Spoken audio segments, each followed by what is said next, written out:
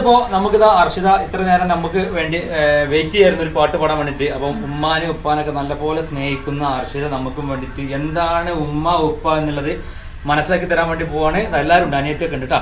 അപ്പൊ ഏത് പാട്ടാ പാടാൻ വേണ്ടി പോണേ? താലോല പാട്ടുകൾ പോലെ മറ്റൊരു പാട്ടുണ്ടോ, താരാട്ടാനുമ്മയെ പോലെ വേറൊരു കൂട്ടുണ്ടോ.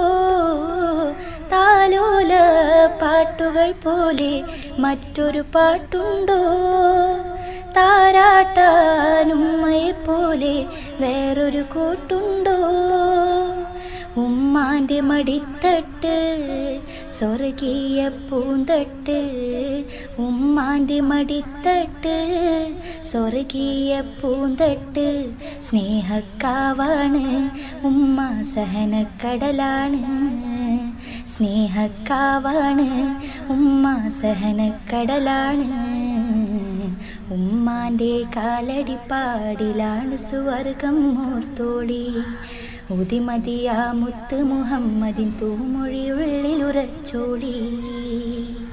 സൂപ്പറായിട്ട് പാടിട്ടോ, നല്ല ഫീൽ ഉണ്ടായിരുന്നു. സത്യം പറഞ്ഞാൽ ഉമ്മാനും ഉപ്പാനും മുമ്പ് വെച്ചിട്ട് ഇങ്ങനെ പാട്ട് ഒരു മക്കളും പാടിയിട്ടുണ്ടാവില്ല. ഇത് വല്ലാത്തൊരു സംഗതി തന്നെയാണ്. എന്ത് തോന്നുന്നു ഉമ്മാക്ക്, എന്ത് തോന്നുന്നു ഈ പാട്ട് കേട്ടപ്പോ?